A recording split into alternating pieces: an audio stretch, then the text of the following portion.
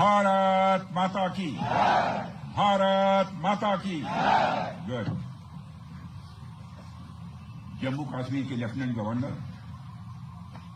श्री मनोज जी सिन्हा, जम्मू कश्मीर के मुख्यमंत्री जनाब अमर अब्दुल्ला साहब, chief of army staff general Upendra Dwivedi, GOC northern command lieutenant general Pratik Sharma, GOC 15 corps lieutenant general Prashant Srivastava और हमारी आर्म्ड फोर्सेस के सारे ऑफिसर्स और मेरे बहादुर जवानों, सबसे पहले आतंकवाद और आतंकवादियों से लड़ते हुए हमारे जिन बहादुर जवानों ने अपनी शहादत दी है, उनकी शहादत को मैं नमन करता हूं, उनकी मैं स्मृति को नमन करता हूं। और साथ ही पहलगाम में जो निर्दोष नागरिक आतंकवादियों के द्वारा मारे गए हैं, उनकी भी स्मृति को मैं नमन करता हूं। मैं हमारे घायल सैनिकों के साहस को भी नमन करता हूं और ईश्वर से यह प्रार्थना करता हूं कि वह जल्द से जल्द स्वस्थ हो जाएं। मेरे दोस्तों, इन विषम परिस्थिति में आप सबके बीच आज आकर मैं स्वयं को बहुत ही गौरवान्वित महसूस कर रहा हूं। हमारे प्रधानमंत्री माननीय नरेंद्र मोदी जी के कुशल नेतृत्व और मार्गदर्शन में ऑपरेशन सिंदूर के दौरान आपने जो कुछ भी किया है, उस पर पूरे देश को गर्व की अनुभूति हो रही है। मैं अभी भले ही आपका रक्षा मंत्री हूं, लेकिन उससे पहले तो मैं भारत का एक नागरिक हूं। रक्षा मंत्री के साथ साथ मैं आज भारत के नागरिक के रूप में भी आप सबके प्रति आभार व्यक्त करने के लिए यहां मौजूद हूं। पहलगाम हमले के बाद हमारे जम्मू कश्मीर की जनता ने पूरी एकजुटता के साथ और पाकिस्तान और साथ ही साथ आतंकवादियों के प्रति जिस प्रकार से अपने गुस्से का इजहार किया है, मैं जम्मू कश्मीर की जनता का भी अभिनंदन करता हूं। मेरे साथियों, आपकी उस ऊर्जा को महसूस करने आया हूं जिसने दुश्मनों को नष्ट नाबूद कर दिया है। आपने जिस तरीके से सीमा के उस पार पाकिस्तान की चौकियों और बंकरों को आपने ध्वस्त किया, दुश्मन मैं समझता हूं उसे कभी भूल नहीं सकता। आपने देखा होगा कि आमतौर पर लोग जोश में होश खो देते हैं, लेकिन आपने जोश भी रखा, होश भी रखा और सूझबूझ के साथ दुश्मनों के ठिकानों को आपने बर्बाद किया। आज मैं यहां रक्षा मंत्री के साथ साथ एक मैसेंजर के रूप में भी आप सबके सामने मौजूद हूं। पूरे देश की शुभकामनाएं, उनकी प्रार्थनाएं और उनकी कृतज्ञता को लेकर आप सबके बीच यहां मैं मौजूद हूं। एक तरह से आप समझिए कि मैं एक डाकिया बनकर आपके बीच आया हूं और देशवासियों का संदेश लाया हूं। संदेश यह है कि हमें हमारी सेनाओं पर गर्व है। साथियों, ऑपरेशन सिंदूर सिर्फ एक ऑपरेशन का नाम भर नहीं है, बल्कि यह एक हमारी प्रतिबद्धता है, यह हमारा एक कमिटमेंट है। एक ऐसी प्रतिबद्धता जिसमें भारत ने दिखा दिया कि हम सिर्फ डिफेंस नहीं करते हैं, जब वक्त आता है तो हम कठोर निर्णय भी लेते हैं और कठोर कार्रवाई भी करते हैं। यह ऑपरेशन उस एक एक जवान की आंखों में देखा गया सपना था कि हर आतंकी ठिकाना, चाहे वह घाटियों में छुपा हो या बंकरों में दबा हो, हम वहां पहुंचेंगे और दुश्मन की छाती चीर कर हम उन आतंकी ठिकानों को खत्म करके ही हम वापस लौटेंगे। मेरे साथियों, ऑपरेशन सिंदूर आतंकवाद के खिलाफ भारत द्वारा चलाई गई अब तक के इतिहास की मैं मानता हूं यह सबसे बड़ी कार्रवाई है। 35-40 वर्षों से भारत सरहद पार से चलाए जा रही आतंकवाद का सामना कर रहा है। आज भारत ने पूरी दुनिया को यह साफ कर दिया है, यह स्पष्ट कर दिया है कि आतंकवाद के खिलाफ हम किसी भी हद तक जा सकते हैं। साथियों, आतंकवादियों ने पहलगाम में आतंकवादी घटना को अंजाम देकर भारत के मस्तक पर चोट पहुंचाने की कोशिश की है। भारत की सामाजिक एकता को तोड़ने का भी प्रयास किया गया है। उन्होंने भारत के माथे पर वार किया, हमने उनकी छाती पर वार किया है और छाती पर घाव किया है। पाकिस्तान के जख्मों का इलाज इसी बात में है कि वह भारत विरोधी और आतंकवादी संगठनों को पनाह देना बंद करे और अपनी जमीन का इस्तेमाल भारत के खिलाफ किसी भी सूरत में न होने दे। साथियों, आपको याद होगा कि लगभग 21 साल पहले स्वर्गीय अटल बिहारी वाजपेयी जी के सामने इसी पाकिस्तान ने इस्लामाबाद में डिक्लेरेशन किया था कि अब उनकी धरती से आतंकवाद एक्सपोर्ट नहीं किया जाएगा। मगर पाकिस्तान ने भारत को धोखा दिया है, पाकिस्तान ने भारत को छला है और आज भी वह धोखा दे रहा है। इसका खामियाजा अब उसको भारी कीमत करके भुगतना पड़ा है और यह कीमत, यदि आतंकवादी वारदातें चलती रही तो लगातार यह बढ़ने ही वाली है। हमारे प्रधानमंत्री श्री नरेंद्र मोदी जी ने दो टूक शब्दों में आतंकवाद के खिलाफ भारत की नीति को रीडिफाइन कर दिया है, इसे परिभाषित कर दिया है, जो यह कहती है कि हिंदुस्तान की सरजमी पर किया गया कोई भी आतंकी हमला एक एक्ट ऑफ वार माना जाएगा। दोनों देशों में जो अंडरस्टैंडिंग बनी है फिलहाल वह इसी बात को लेकर है कि सरहद पार से कोई बेजा हरकत अब नहीं की जाएगी। अगर की गई तो बात निकलेगी तो बहुत दूर तक जाएगी। साथ ही हमारे प्रधानमंत्री ने यह भी साफ कर दिया है, आतंक और बातचीत कदापि एक साथ नहीं चलेंगे और अगर बात होगी तो आतंकवाद पर होगी और पाक ऑक्युपाइड कश्मीर पर ही होगी।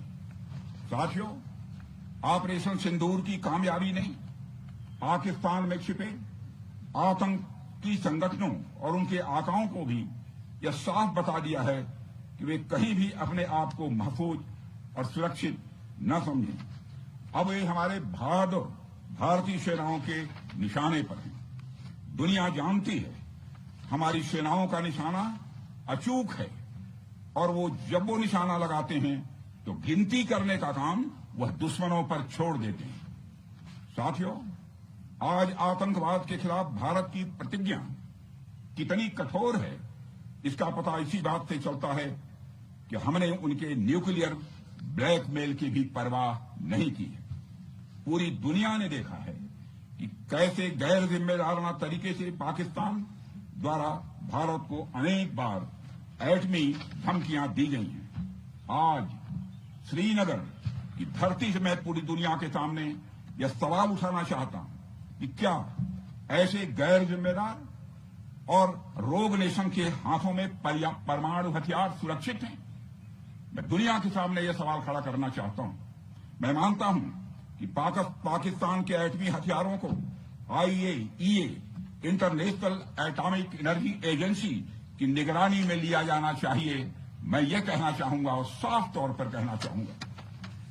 साथियों, हमारी सेनाओं हमारी सीमाओं पर अपनी मातृभूमि की रक्षा के लिए जिस तरह से आप सभी बिना रुके बिना थके दिन रात लगे रहते हैं वह अपने आप में अद्भुत है और अद्वितीय भी है।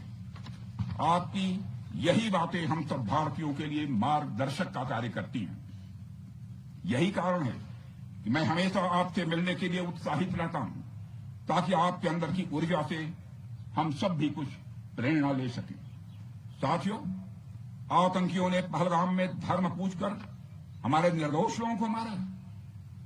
उसके बाद आपने जो जवाब दिया उसे पूरी दुनिया ने देखा है।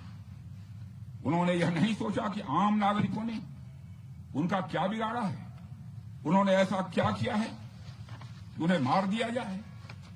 पर मैं यह कहना चाहूंगा, आतंकियों ने भारतीयों को धर्म पूछकर देखकर मारा, धर्म पूछकर मारा, तो हमने आतंकियों को उनका कर्म देखकर मारा है। उन्होंने धर्म देखकर बेगुनाहों की जान ली। यह पाकिस्तान का कर्म था। हमने कर्म देखकर उनका खात्मा किया। यह हमारा भारतीय धर्म है। एक रक्षा मंत्री के रूप में मुझे आप सबको बेहद नजदीक से वर्षों से जानने का और समझने का अवसर मिला है। मैं आपके साहस और पराक्रम को तो जानता ही हूं, साथ ही साथ पहलगाम जैसी घटना के प्रति आपके गुस्से को भी मैं अच्छी तरह जानता हूं। साथियों, मुझे पता है कि पहलगाम के बाद आपके अंदर गुस्सा था, पूरे देश के अंदर गुस्सा था। मुझे पता है कैसा महसूस होता है जब धमनियों में बह रहा रक्त बेकाबू होने लगे।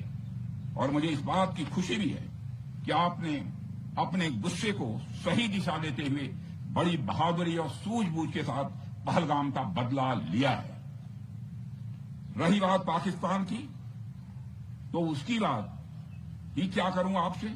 वह देश तो मांगते मांगते अपनी जहालत से एक ऐसी हालात में आ गया है कि उसके बारे में यह भी कहा जा सकता है कि पाकिस्तान जहां भी खड़ा होता है वहीं से मांगने वालों की लाइन प्रारंभ हो जाती है। अभी आपने सुना ही होगा कैसे वह फिर एक बार इंटरनेशनल मॉनेटरी फंड IMF के पास कर्ज मांगने गया।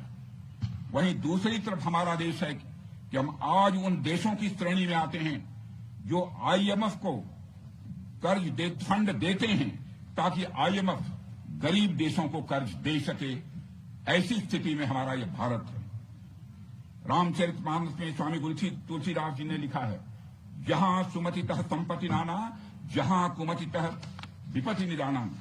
यानी जहां सुमति होती है, अच्छी नीतियां होती हैं, वहां सुख और समृद्धि होती है, और जहां कुमति होती है, बुरी मति होती है, केवल दूसरों के हित की भावना होती है, वहां तरह तरह की विपत्तियां स्वाभाविक रूप से आती ही हैं। पाकिस्तान जिसका जीता जागता यह उदाहरण है। साथियों, भारत के बारे में पूरी दुनिया यह बात जानती है कि हमने हमेशा शांति को प्राथमिकता दी है। हम आमतौर पर युद्ध के समर्थक कभी नहीं रहे, लेकिन स्थितियां जब इतनी विकट हो जाएं, जब देश की संप्रभुता पर आक्रमण होने लगे, तो जवाब देना यह आवश्यक हो जाता है। राष्ट्रकवि रामधारी सिंह दिनकर जी की पंक्तियां आपके सामने रखना चाहूंगा। रुग्ण होना चाहता कोई नहीं, रुग्ण होना चाहता कोई नहीं, रोग लेकिन आ गया जब पास हो तिक्त औषधि, कड़वी औषधि। तिक्त औषधि के सिवा उपचार क्या, शमित होगा वह नहीं मिष्ठान्न से। यानी कोई बीमारी अगर लग जाए तो वह मिठाई से दूर नहीं होती, उसके लिए कड़वी दवा ही काम करती है। इसलिए आतंकवाद जैसे रोग के लिए भी ऑपरेशन सिंदूर जैसी दवा की बड़ी जरूरत हो गई थी। साथियों, पूरे देश में हमारी सेनाओं को और हमारे सैनिकों को एक सम्मान की दृष्टि से देखा जाता है। एक सशक्त राष्ट्र वही होता है जो अपनी सेनाओं को सम्मान के साथ साथ आधुनिक हथियार और साजो सामान भी दे जिसकी उसे जरूरत है। मुझे गर्व है कि आज प्रधानमंत्री जी के नेतृत्व में सरकार हमारी सेनाओं के लिए यह सब सारा काम कर रही है। हमने यह सुनिश्चित किया है कि हमारी सेनाएं हर परिस्थिति के लिए तैयार रहें। और मैं यहां पर army chief general Upendra Dwivedi ji को भी बधाई देना चाहता हूं, क्योंकि बार बार मेरी चर्चा होती रही है और बार बार मैं यह पूछता हूं कि जो भी आवश्यकताएं हैं उन आवश्यकताओं को पूरा करने के लिए हम पूरी तरह से तैयार हैं। और इसलिए इसके लिए हम वर्ल्ड क्लास बेहतरीन गुणवत्ता वाले साजो सामान अपनी सेनाओं को देने की कोशिश कर रहे हैं। आज आधुनिक राइफल्स, मिसाइल डिफेंस शील्ड और ड्रोन जैसी नई पीढ़ी के कई इक्विपमेंट को तेजी से भारत में ही बनाया जा रहा है। साथियों, इसके अलावा सीमावर्ती इलाकों में हमने जो काम किया है वो आप सब देख रहे होंगे। आज LAC और LOC पर भी कनेक्टिविटी है, वैसी पहले शायद कभी नहीं थी। हमने हर स्तर पर यह दिखाया है कि हमारी सरकार केवल युद्ध भूमि पर ही नहीं बल्कि व्यक्तिगत रूप से और पारिवारिक रूप के साथ अपने सेना के जवानों के साथ खड़ी है। साथियों, अंत में एक बार फिर आप सभी को आपके शौर्य और पराक्रम के लिए हृदय से हार्दिक बधाई देता हूं। मैं आपको यह आश्वासन देता हूं कि हमारे प्रधानमंत्री जी के नेतृत्व में देश की सरकार और देश की जनता हर कदम पर, हर स्थिति में आपके साथ कंधे से कंधा मिलाकर खड़ी है। मुझे पूरा विश्वास है कि आपके सहयोग से हम इस पूरे क्षेत्र में आतंकवाद का समूल नाश करेंगे, ताकि कल को कोई भारत की संप्रभुता के खिलाफ आंख उठाने की हिमाकत न कर सके। इसी आशा और विश्वास के साथ आप सबके शौर्य और पराक्रम की सराहना करते हुए और आप सभी को अपनी हार्दिक शुभकामनाएं देते हुए अपना निवेदन समाप्त करता हूं। बोलिए जय हिंद, जय हिंद। यहाँ का घोष वाक्य क्या है? इस भारत माता की जय। क्या बात है।